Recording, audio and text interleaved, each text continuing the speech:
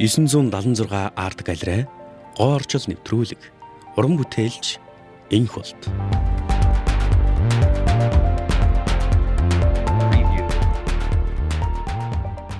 Тогмод ширвийн Энх болт. Хөх нар орчин үеийн урлагийн төвийн уран бүтээлч 1978 онд төрсөн. Төгссөн сургууль 2000 он Сэтгэмж үйлдвэр урлалын коллеж, 2005 он дүрслэх урлагийн сургууль. Бие даасан үтсгэлэн 2011 он оюун ухааны олборлолт Монгол улс Занадо арт галерей. Хамтрсан үтсгэлэн 2013 он нүүдэлчдийн оюун ухаан. Франц Монголын уран бүтээлчдийн хамтрсан үтсгэлэн Монголын орчин үеийн урлагийн галерей. 2012 он Шанхайн олон улсын Биеннал Хятад улс. 2011 он Сүлжилт урлагт Монгол улс Занадо арт галерей. 2011 он Asia Triennial Манчестер Их Британи улс Манчестерийн музей. 2010 он Bear House Project Финланд улс Брюкнал галерей. 2010 он Зүүн өмнөд Азийн каллиграф, уран зураг, фото зургийн олон улсын үтсгэлэн. 2010 он цаг хугацаа ба орон зай Монгол улс Зан Базрын музей Улаангэр арт галерей. 2010 он цаг хугацаа ба орон зай Монгол Солонгосын уран бүтээлчдийн хамтарсан үтсгэлэн. Солонгос улс Жэжүүгийн контемпорари музей. 2009 он Малу үтсгэлэн Солонгос улсын Сэжон төв. 2009 он B&Z үтсгэлэн Роттердам Стичен Каус Австралс Институт. 2009 он Art Party of Mongolia Монгол улс Монголын орчин үеийн урлагийн галерей. 2008 он Mongolian Perception and Utopia Финлянд Кревийн урлагийн музей. 2007 он Монголын брэнд Монгол улс Монголын орчуудын эвлэлийн галерей. 2006 он олон улсын симпозиум Монгол улс Монголын орчуудын эвлэлийн галерей. 2006-аас 2012 онуудад хөх нар орчин үеийн урлагийн төвийн урлагийн камп.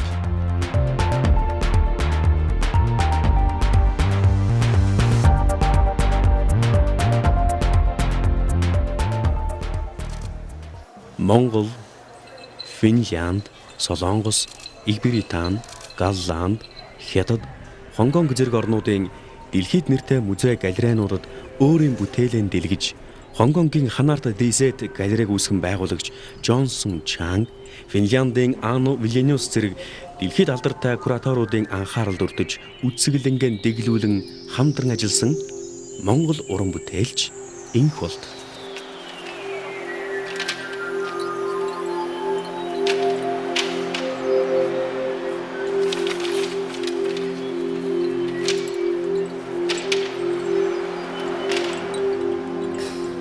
Энх болт маань өөрөө бол маш онцлог уран бүтээлч. Уран бүтээлчлийг ингээд зүгээр нэг хараад өнгөрөхөд бол хүн ойлгоход маш хэцүү. Их сайн төвлөрч харах хэрэгтэй. Энх болтыг өөрийг нь бас их сайн ойлгох хэрэгтэй. Тэрний цаанаага философи нь өөрөө одоо нүүдлийн соёлын одоо философи. Тэрний ард одоо зөвхөн ганц Монголын ч асуудал биш тийм ээ.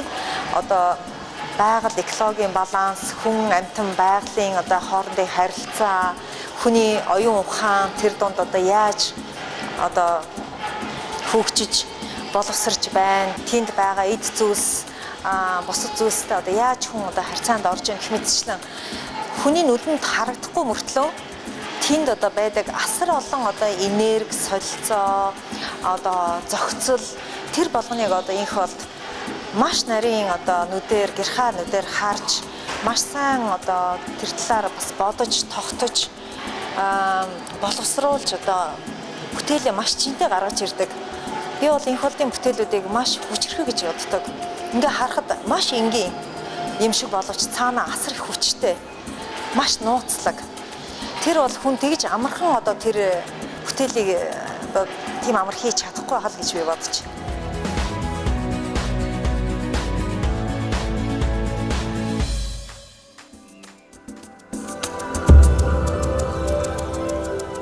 Нэгдүгээр хэсэг. Перформанс. Нүүдэлчдийн оюун сэтгэлгээний чанд дах сүнслэг ертөнцийн алсад бидэнтэй хамгийн ойр боловч хамгийн хол болж алсарсан тийм нэг хоолой, тийм нэг салхи дуулдаг аж.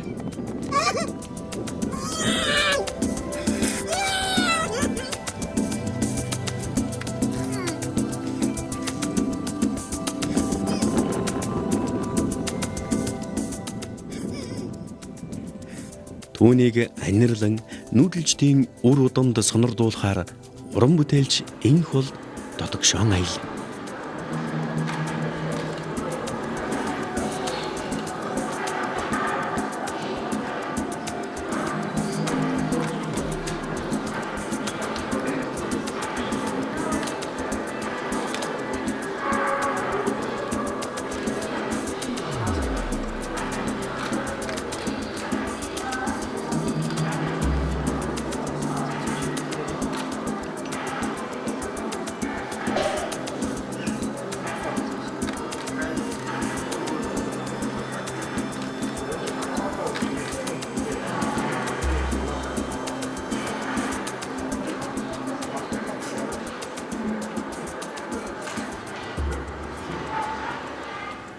Орчин үеийн урлаг өөрөө зориуд юм биш.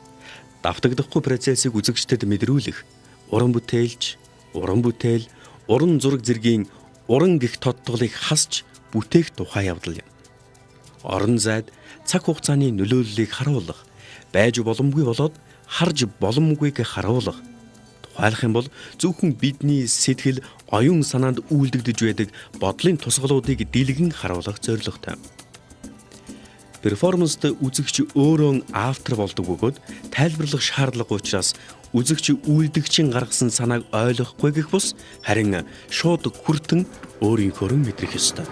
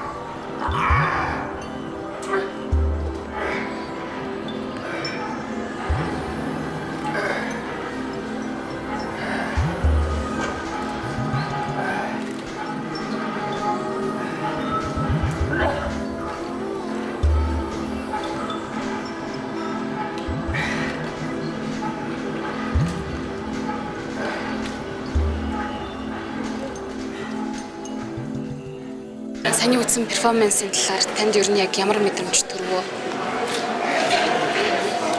За яг үзэгчүүний хувьд ингээд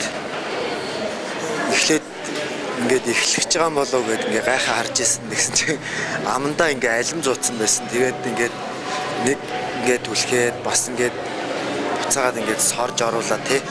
Тэр үйл явц нь ерөөхдөө бас их сонирхолтой санагдлаа. Яг бас нэг бүр их яг их бүрэн сайн ойлгохгүй байгаа ч гэсэн тэр өөрөө процесс нь өөрөө яг бас гоё процесс байна л да тий. Гоё тийм алгуурах юм түлхэх тэгээд татах тэр мэдрэмж тэгээд тэр хүн ингээд огт амнаасаа ингээд гарахгүйгээр хадгалаад ингээд байгаа тэр өөрөө их гоё тийм гоё химнэл тийм бас давтамж болж чадлаа.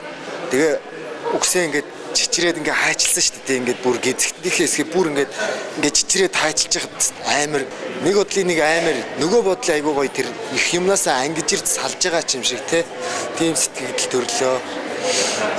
За тэгээд тэр сүүлд нь тэр нөө нэг ус руу толгоогоо ичээд ингээд ингээд тэр үед бол бас амар гоё санагдсан. Ер нь бол бас орчин үеийн урлагийг ингээд бас яг тийм гоё амдаар нь мэдрэх тэр мэдрэмжүүд үнэхээр авч чадлаа. Яг бүрэн ойлгохгүй байгаа ч гэсэн тэр нөө нэг процесстэй ингээд миний мэдэрж байгаа мэдрэмжүүд ингээд өөр амьсгалаад хөгжөөл те үе гээд үсээгээ ажиллаа ингээд айхтар гоё хүчтэй хөрдөл гарлаа гоё санагдлаа.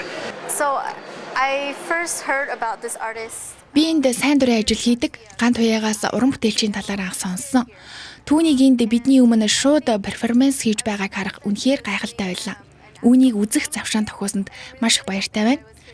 Перформансын тухайд бол хараад бүгдийг нь ойлгосон гэж хэлэхэд хэцүү. Би хувьдаа үүнийг төрж байгаа зураглалтай холбож ойлгосон. Түүний амандах алим нь бүхий л анхаарлаа хандуулахад бясалгал хийхэд нь түүнд тусалж байгаа. Их үр хоёрын хүийн холбоог тасалж байгааг үсээ тайрснаар илэрхийлж байгаа юм шиг. Тэрээр хувийн дүүрэн усанд толгоогоо дүүрэх үед эргэн тойрон ус асгарч байгаа тэр хэсэг яг л энэ дэлхийг мэндэлж байгаа мэт эсвэл бодит амьдралыг харах нүдэнд нээгдэж байгаа мэт сэтлийг надад төрүүлсэн. With the splash of water everywhere, or also a way to wake up back into the real world. Уран бүтээлч Инхволд дэлхийн олон оронд өөрийн гэр конструкцийг авч аялан Монгол гэрийн архитектур шийдэл дэлхийн өнцөг булан бүрт гайхалтай сайн зохицох тухай өгүүлж чадсан. Түүний үйлдэл Монгол гэрээр дамжуулан нүүдэлчний соёлын хөдөлгөөнд шинж байгаль болоод амьтдтай харьцах хүний холбоо цаашлах юм бол хүн төрлөختөн өөр хоорондын хамаарлыг харуулжээ.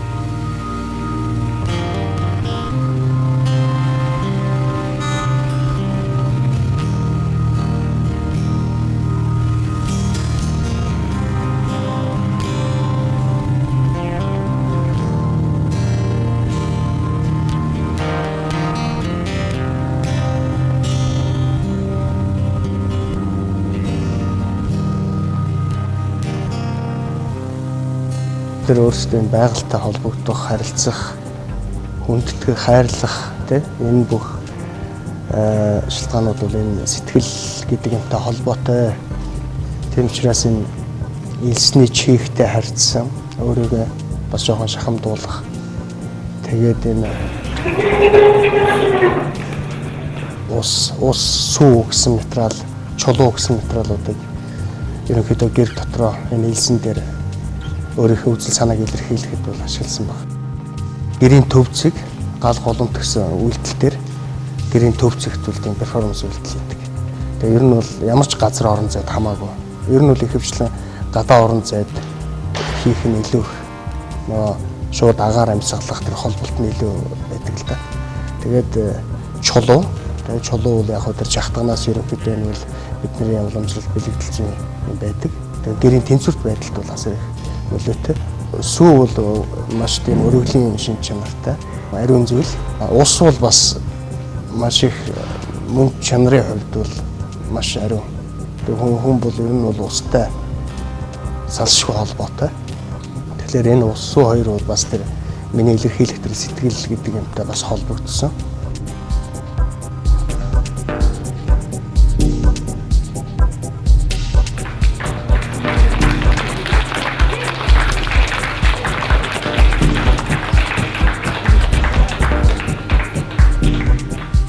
Тэгэхээр үйл хөдлөн урлаг гэдэг бол уран бүтээлч хүн өөрийнхөө одоо бодол санааг яаж илэрхийлэх гэдэг байна тийм. илэрхийлэх гэдэг аргачлал нь бол янз бүр байх боломжтой. Тэр боломжоор бол өөрсдөө сонголтоо хийдэг. Жишээлбэл ганц үг бол гурил гэдэг явууллаа гэхэд энэ колд бол Монгол гэрээ конструктор ашигладаг.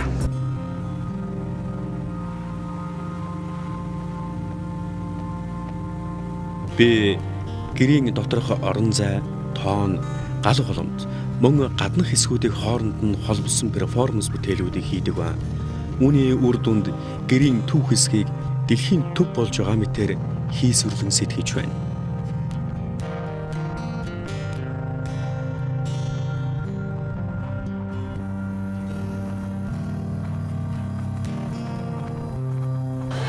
Ер нь үйл хөдлөлийн урлаг миний зүгээр ажилласнаар өмнө хэд хэдэн би перформанс үзчихсэн. Нью-Йоркийн MoMA, Буэнос Айресын орчин үеийн урлагийн музей, Гогенхаймын музей эднэс гэдэг одоо том музейнуудад би яг тийм алдартай уран бүтээлчдийн үйл хөдлөлийн урлагуудыг харж ирсэн. Тэгээ ер нь зөв миний ажиллаж байгаагаар бол их болтын яг үйл хөдлөлийн урлагаа хийж байгаа байдал бол жинхэнэ одоо тийм уран бүтээлчийн яг жинхэнэ уран бүтээлийн аястай. Яг тэр одоо үйлдэлийг хийх одоо шийдэлт хүртлээ тэр бол айгүй хэцүү зам.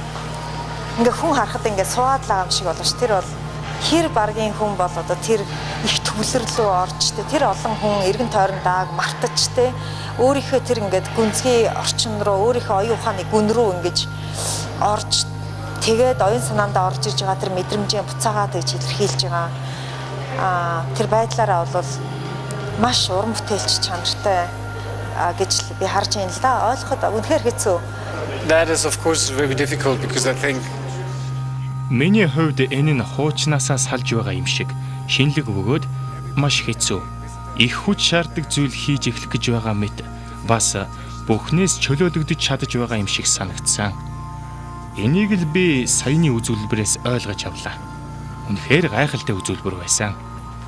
Гэхдээ энийг зөвхөн энд ингээд дуусгалгүй цаашид илүү хөгжүүлэх байхаа гэж бодож байна. Энэ нь шинжлэх ухааны өөр нэгэн сайн тал юм болов уу? Хэрвээ та нэг юм харвал тухайн үед таны бодол зогсох хэдий ч харин тэр зүйлийнхээ талаар бодохоо болохгүй. Харин өнөөдөр энийг нотолж харууллаа. Би өмнө нь өөр төрлийн үзүүлбэр, тоглолт өөрөөр улсад үзэж байлаа. Египт, Уганда, Австрали гэх мэт оронд очиж үзэж байсан. Ер нь бол Монголынх дайжгүй, Угандагийн харай дээр, эсвэл Австралийнх муу байсан гэх мэт маягаар урлагийн талаар хаанч тэр харьцуулж ярихад хэцүү байдаг. Яагаад вэ гэхээр урлаг хаанч байсан өөр байдаг. Улс орон болгон өөрийн гэсэн онцлогтой уран бүтээлчтэй. Энэ нь л урлагийн гоо үзэсгэлэн юм да. Би Германаас ирсэн герман хүн. Надтай хамт ажилладаг хүмүүсээс зарим нь энд байна. Жишээ нь София Францаас ирсэн. Надтай хамт ажилладаг. Бид хоёр хамт зогсоод үзүүлбэр үзлээ гэж бодоход тэр зүйлээс өөр утга санааг дусгаж авдаг. Таны хаана ямар оронд байгаа, хаанаас ирсэн, юу хийдэг энд огтхон ч хамаагүй. Бүх зочдол өөр. And that's how it should be. Yeah, so and that's my answer to that question. Which is the French Cultural Center. Бид Монголын уран бүтээлчдтэй 10 жил хамт ажиллалаа. Би 5 жилийн өмнө энд ирэхдээ орчин цагийн урлагт анхаарлаа хандуулахаар шийдсэн юм. Бидний хамгийн анх уулзсан уран бүтээлчдийн бүлгэн бол өнөө орой энд байсан хөх нарын уран бүтээлчд байсан юм а. Их болдвол хөх нарын уран бүтээлч. Урлаг бол бүгдийг хамарч чаддаг. Түүний бүтээл үнэхээр хүчтэй, гүн гүнзгий, ухагтхуунтай ба өнөөгийн Монголын амьдралыг олон талаас нь харуулсан байдаг. Гадаадын бусад улс орнууд ихэвчлэн Монголын газар нутаг, мэдээж Чингис хаан, Монголын эзэнт гүрний талаар мэддэг боловч залуу үеийнхэн залуу уран бүтээлчид өнөөгийн Монголын амьдрал, уран зургийн илэрхийлэл, урлагийн бүтээлийн талаар тэр болгон дуртаад байдаггүй. Европ тэр тундаа Франц улсад бол өөр төрлийн уран бүтээлчид, өөр төрлийн перформанс арт үзүүлдэгч. Тентгийн перформанс бол нөгөөх байдгал уран бүтээл. Гэтэл энд энх болтын перформанс маш онцгой шинэлэг байж чадлаа. Юу гэх гээд байна вэ гэвэл олон танигдаагүй улс орнуудыг дэлхийд таниулж чадах хосгүй бүтээл байлаа. Юуны өмнө биднийг ийм гайхалтай уран бүтээлдээ урин оролцуулсанд талархахын ялдамт баяр хүргэмээр байна. Бид хэдийд ч ирж үзэхдээ баяртай байх болно. And always happy to come and see them. Ерөнхийдөө нэг анх энэ перформанс энэ үйлдэл хөтөлбөрөнд ороход миний өөрийн гаргасан нэг үзэл сэтгэлгээний тийм бичиглэл байдаг. Тэгээд яг тэр шугамдаа л бас явж байгаа. Ерөнхийдөө тэр тэнцвэр гэдэг асуудал дээр одоо баланс гэж байна тийм. Энэ тэнцвэртэй байдал бол одоо энийг бол энгийнээр гэх юм бол бид нар байгалаас бүх баялгаа авч байгаа. Тийм ээ? Амьдрахын тулд. Одоо хамгийн ихний асуудал ус гэдэг ойлголт. Тийм ээ? Тэгээд бид нар ямар байдалтай, ямар арын шинтэй яаж өнөөдрийн цаг хугацааг энэ туулах амьдралын цаг хугацааг туулж өнгөрүүлж яах гэж. Тэ? Тэгэхээр би миний перформанс үйлдэлүүд бол бас тийм нэг тодорхой хязгаараас гарах тухай ч юм уу тийм ээ. Тэгээд тэр дотгошоо байдаг сэтгэл гээд байж байна те. Тэр тэнцвэр гээд байж байна. Одоо тийм тодорхой тийм олон нөхцлүүд бас тусгалаа олно шүү дээ. Тэгэхээр тэр үйлдэлүүдээр ерөөсөө л тэр хүн байна. Энэ орон зай байна. Бид нар орон зайд ямар хамааралтай байх ёстой тэ? Тэгвэл орон зай энэ хамаарлаас энийг мэдэрч байгаа бол бас хүн гэдэг утгаараа бас арай өөр байх ёстой юм шиг. Тэгэхээр би ч гэсэн өөрөө гинтэй л байгаа байхгүй юу? Маш олон үйлдэлийн давтамжаар амьдраад туулаад ирсэн. Тэгэхээр надад ч гэсэн бас энэ цэвэр шиг шалтгаан байдаг. Өнөөдөр бол гэр гэдэг ойлголтоос яг хотод амьдарч байгаа ийм суурьшмал байдалд ороод нэг 5-10 жил болсон ч юм уу хүмүүсийн хувьд бол тэр ойлголтоос хэв загварын өөрчлөлтөнд орж байгаа байхгүй. Гэхдээ энэ дотор ямар үндсэнтэй юмнуудыг бид нар хадгалж авч явах хэрэгтэй бас тий. Тэр бол орон зай хэлбэр шүү дээ. Тий. Гэтэл тэр дотор шал өөр орон зай асуудлыг суулгаж өгсөн байдаг байхгүй. Тэгэхээр тэр баланс л байхгүй. Тэр тэнцвэрийн байдал гэхэлэр энэ их хотчлолтой энэ их нөлөөлөл дотор ер нь бол бас барьцаалтж байна. Гадаа орон зай одоо ингээл далай дээр ч юм уу байгаль орон зай дээр харьцсан үйлдэлүүд бол цэвэр байгальтай холбоотойс. Тэнд бол би өөрөө хүн гэдэг утгаараа аливаа зүйлийг холбогч гэдэг санааг агуулж идэг. Тэгээд байгаль маань их юм аа тий. Би өөрөө өрн юм ач гэдэг юм тий. Энгийнээр тийм төсөөллөөр тийм зүгээр харилцаанд орох нь чухал байхгүй. Тэгээд тэр нь ч илүү их ойрхон байдаг.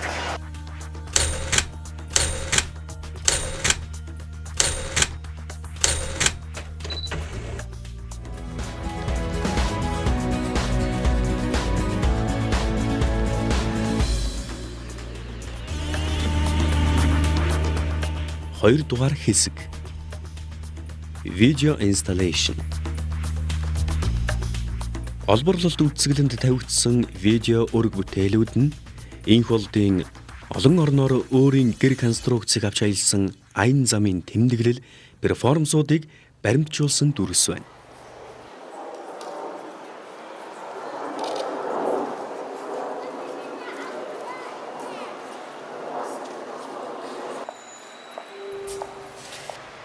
Миний гэр Манчестер музейн гадаа. Их Британи улс 2011 он.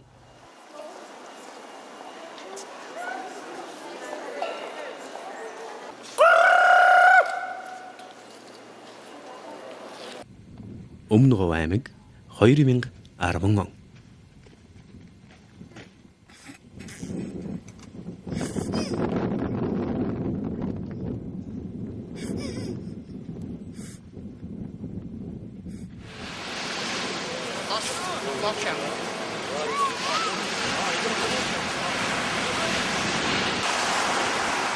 Миний гэр далайн нэрэгт.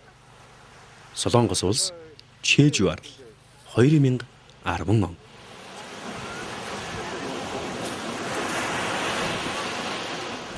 Миний гэр музейн гадаа. Голланд улс 2009 он.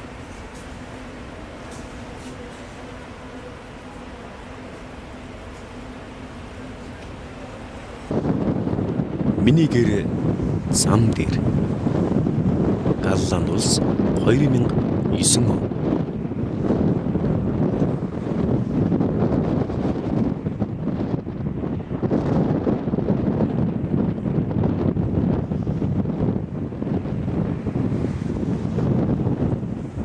Миний гэр далайн эрэгт. Галланд улс 2009 он.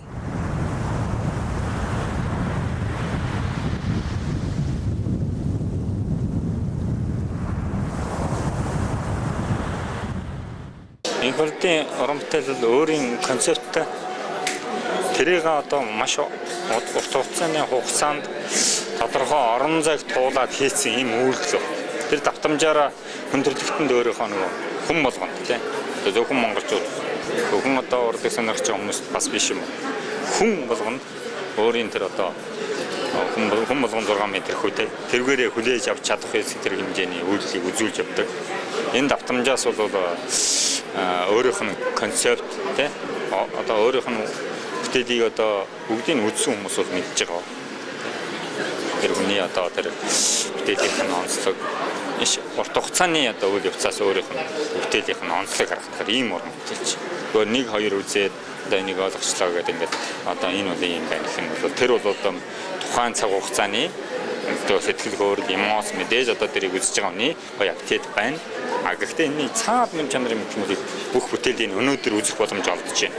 Энд л үзээд тэр одоо тэр хүний яриад хэлж болдгоо тэр мэдрэмжүүдийг тэр ухаар захирлыг авч болох юм үзэсгэлэн болж байна л та. 3 дугаар хэсэг зураг. Мэдээж дүр дүрслэл зайлшгүй байх ёстой хэмээн сэтгэдэг монголчуудын хувьд орчин үеийн урлагийн энэ төрхийг хүлээн зөвшөөрөхөд бэрхээ. Гэхдээ хомоол, үнс, таар, төмрийн зэв, малын арьс, мод, хадаг зэрэг ready-made-ээр зотон, тосон будаг зэргийг үгүйсгэж уламжлалт бус материалуудыг ашиглан минимал абстракт бүтээл бүтээсэн тухай галерейн үүсгэн байгуулагч дурдж байсан.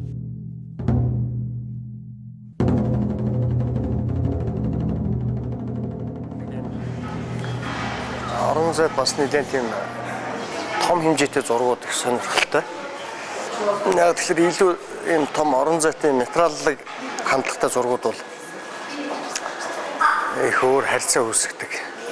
Ер нь зургуудад бол дандаа тийм байгалийн гаралтай материалуудыг л голж ашиглаж байгаа. Тэгээ миний нэг өөрийн нэг бас нэг үзэл юм бий л дээ. Энэ бол бас туулж өнгөрүүлсэн орчинтой бас холбоотой.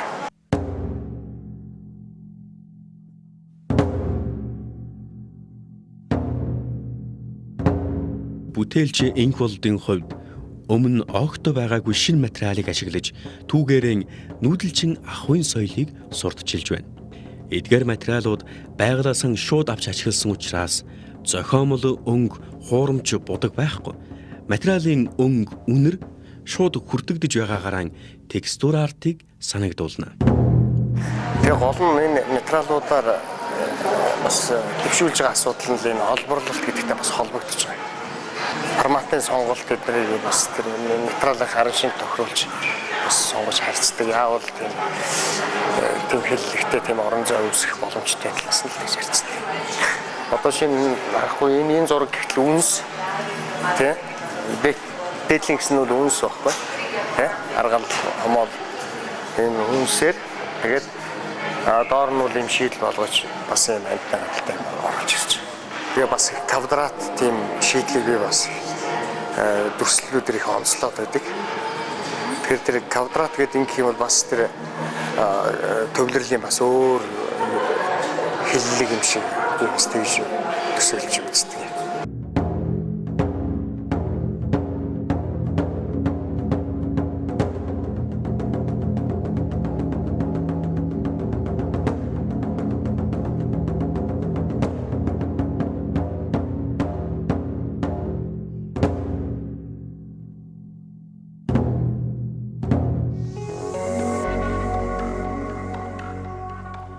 Дөрөвдүгээр хэсэг фото арт.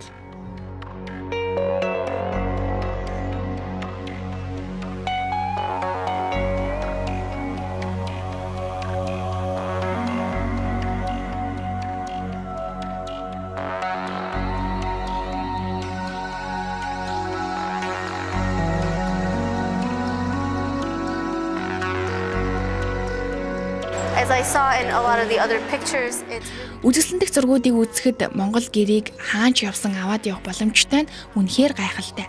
Монгол гэр дотор хүссэн бүхнээ хийх боломжтой. do anything. Iqbal can do anything that he would like to do. Монгол гэрийг бол хаасайгүй одоо шинэ хурдны зам дээр барьсан байна, музейн гадаа барьсан байна. Бас далайн ирэг дээр бас барьж үзүүлсэн байна. Энэ маань юу илэрхийлж байна гэвэл үнэн эртнээс уламжлалтай Монгол гэр маань дэлхийн аль ч өнцөг болон бүрт баригдаж болж байна. Аль ч өнцөг болон бүрт хүмүүс амьдарч болж байна гэдэг санааг хамгийн түрүүнд илэрхийлэх зорилсон болов уу гэж бодож байна. Тэгээд энэ уран бүтээлч нь маш их тийм сүнслэг, бяцлаглалын талаар маш сайн мэдлэгтэй хүн байна. Саяас бяцлагаж бид нарт үзүүлсэн. Тэр нь бол маш чадварлаг уран бүтээлч байна. Тэгээд цаашдаа ажилд нь амжилт хүсье гэж хэлнэ.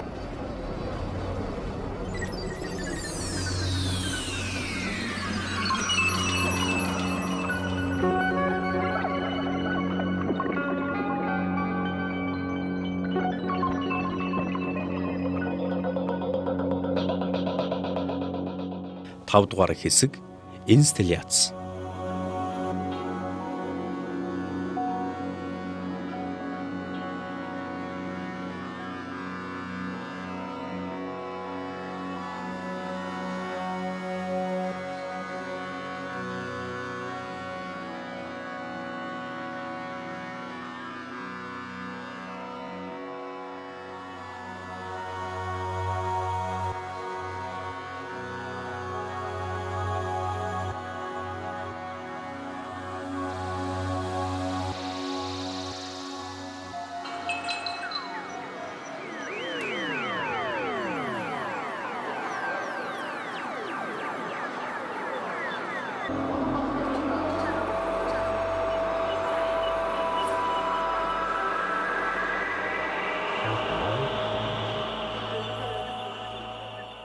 Орон зайд урьж байршуулах, өрг урлаг, орон зайн урлаг зэргээр хэлдэг инсталляцийн урлаг нь орчин үеийн баримл төдийгүй орон зайд зурсан зураг юм.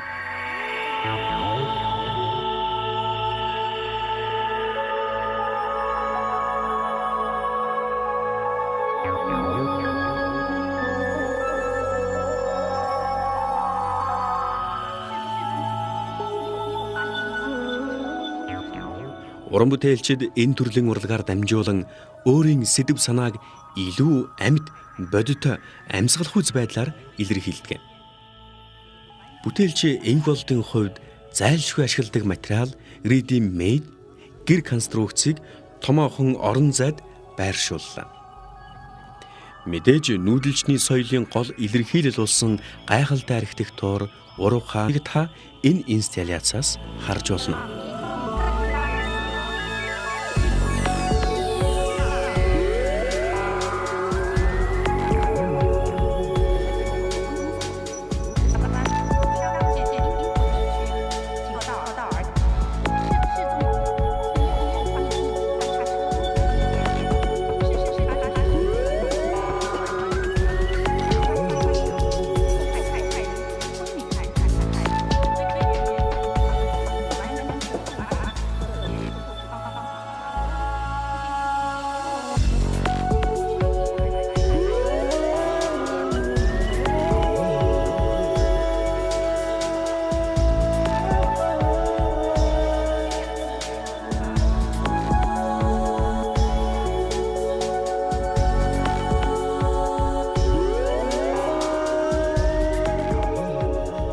Аливаа уран бүтээлийн үзэгсэлэн тавигдсан бүтээлүүдийг харьцуулах гэдэг маш хэцүү зүйл.